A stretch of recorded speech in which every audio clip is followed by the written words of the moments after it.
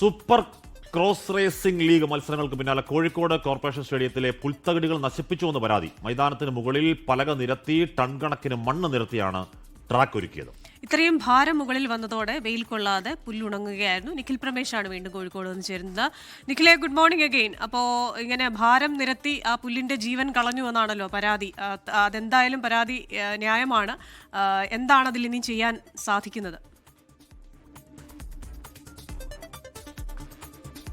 അശ്മി, ഒരു വലിയ പാതകം തന്നെയാണ് ഈ കോഴിക്കോട്ടെ ഫുട്ബോൾ പ്രേമികളോടൊക്കെ സത്യത്തിൽ ചെയ്തത്. കാരണം മനോഹരമായിട്ടുള്ളൊരു സ്റ്റേഡിയം നമുക്കുണ്ടായിരുന്നു. ഇപ്പോൾ നമുക്ക് കാണാൻ കഴിയും കോഴിക്കോട് കോർപ്പറേഷൻ സ്റ്റേഡിയം എന്ന് പറയുന്നത് വളരെ മനോഹരമായിട്ടുള്ള ISL മത്സരങ്ങളൊക്കെ നടത്താൻ കഴിയുന്ന തരത്തിലുള്ള നിലവാരത്തിലുള്ള നല്ല പുൽത്തകിടിയായിരുന്നു, നല്ല പച്ചപ്പുള്ള പുൽത്തകിടിയായിരുന്നു, വളരെ മനോഹരമായിട്ടുള്ളൊരു ട്രാക്കായിരുന്നു.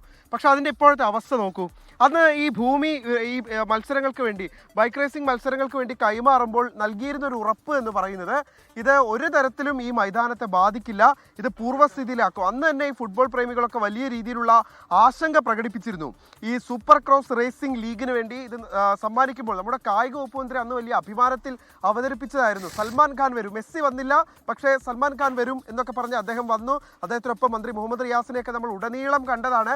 അങ്ങനെ ഒരു വലിയ പ്രഖ്യാപനം അന്ന് നടത്തിയിരുന്നു. ഈ സ്റ്റേഡിയത്തിനൊന്നും സംഭവിക്കില്ല എന്ന് നമുക്ക് ദൃശ്യങ്ങളിൽ കാണാൻ കുറച്ച് പ്ലാസ്റ്റിക് ഷീറ്റുകൾ, ക്ഷമിക്കണം, ഈ മരത്തിൻ്റെ ഷീറ്റുകൾ നമുക്ക് കാണാൻ കഴിയും. ഈ പലക നമുക്ക് കാണാൻ കഴിയും. ഈ പലക ഈ സ്റ്റേഡിയത്തിലുടനീളം ഈ പുൽത്തകിടിക്ക് മുകളിലിട്ട് അതിന് മുകളിൽ ഏതാണ്ട് 800 ടൺ മണ്ണ് നിറച്ചാണ് ഈ മത്സരങ്ങൾ നടത്തിയിരുന്നത്. അന്ന് ഇവിടെ എത്തിച്ചേർന്ന ഫുട്ബോൾ പ്രേമികൾ വലിയ ആശങ്ക പ്രകടിപ്പിച്ചിരുന്നു. ISL മത്സരം അടക്കം വരാനുള്ളതല്ലേ, അപ്പോൾ ഇത് ആശങ്കയാകുമോ എന്നുള്ള കാര്യം അന്ന് തന്നെ ചോദിച്ചിരുന്നെങ്കിൽ ഒരു പ്രശ്നവും ഉണ്ടാകില്ല, എല്ലാം ഞങ്ങൾ പരിഹരിക്കുമെന്നുള്ള ഉറപ്പാണ് നൽകിയത്. നോക്കൂ, ഈ പുൽത്തകിടിയുടെ ഒരു അവസ്ഥ കരിഞ്ഞുണങ്ങി കിടക്കുകയാണ്. നോക്കൂ, ഇത് പൂർവ്വസ്ഥിതിയിലാകാൻ എത്ര കാലമെടുക്കും എന്ന് പോലും അറിയില്ല.